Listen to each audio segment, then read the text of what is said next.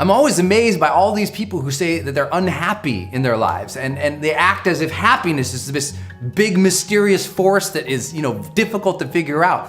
Happiness is one of the most studied areas of human endeavor in the history of the world. I mean, when you look at psychology and you look at philosophy, this is all I've been talking about for literally centuries. It's unbelievable. So we've figured out the basics of happiness. It's that sometimes common sense isn't common practice.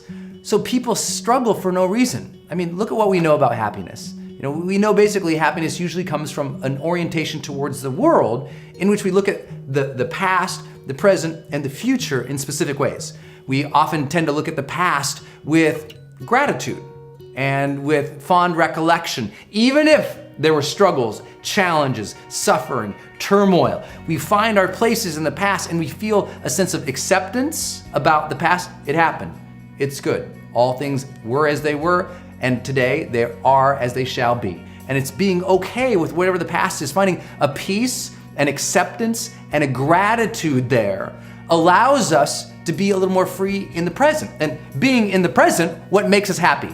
Being engaged in whatever we are really doing. I mean, really engaged in it, mentally engaged in what we are doing each day. Where we're challenging ourselves just a little bit, where we're finding something we're passionate about, interested in, and challenging ourselves to bring our full conscious presence to the moment, to develop awareness, right? Almost all spiritual sort of texts and teachers and trainers are always trying to help people become just more present in the moment, more accepting of the world as it is, but here. The power of now stuff, right? It's like, get here, be engaged, be present with the moment. And then with the future, it's all about anticipating with excitement what's to come in the future. Even if the future is scary, even if there's still gonna be hardship, because there will be, even if there's gonna be struggle, yep, there will be too. But finding your marks, what are you excited about for tomorrow? And if you can't find anything to be excited about tomorrow, that has nothing to do with the reality of tomorrow. It has to do with your mindset. You've poisoned yourself in pools of pessimism for so long that you've drowned yourself of hope, that you've forgotten that there is magic to life, that there is something tomorrow. You could find something. Even if tomorrow you're just gonna say, you know what? Tomorrow I'm gonna get up, I'm gonna feel better. Just gonna decide to be. Be excited about that. Tomorrow I'm gonna go do something nice for somebody. Tomorrow I'm gonna get focused into this one project I've been waiting to do. Tomorrow I'm gonna make the damn bed. Whatever it is, find something to be excited about for tomorrow. That's the basics of everything we know about your emotional world and your mental world of happiness. So simple, right? Be accepting and at peace with the past. Be present and engaged here in the present, and be excited, anticipate something for the future. But we've also learned, well, what does it take to be happy and healthy physically? Well, you don't need this one. This is, again, common sense not being applied to common practice. What does it take to be happy and emotionally healthy, physically healthy? Well, physically healthy is easy, right? It's sleep your 8 hours, drink more water, make sure that you take breaks throughout the day to break your concentration, to stand up, not sit hunched over all day, right? It's work out 2, 3, 4 times a week. Okay, simple. Get outside, move around a little bit, eat more greens, avoid the sugars and the caffeines, avoid the things that make you up and then crash you down, avoid the white starchy things, avoid the food groups that you find you're allergic to. We all know this, but what's so easy? Common sense isn't common practice because we're hungry. Pizza! It's like, come on. Like, happiness and being physically happy is very simple and easy. You're just not doing it consistent enough if you don't feel physically enlivened and vibrant. Another thing that people often struggle with their happiness is their relationships. And I'm like, really? People are still struggling that bad? And I'm not saying relationships aren't hard, but are you applying the common sense, common things that we know from years and years and years of relationship advice? Are you present with your loved one? Are you appreciative and adoring of them? Are you giving them the benefit of the doubt?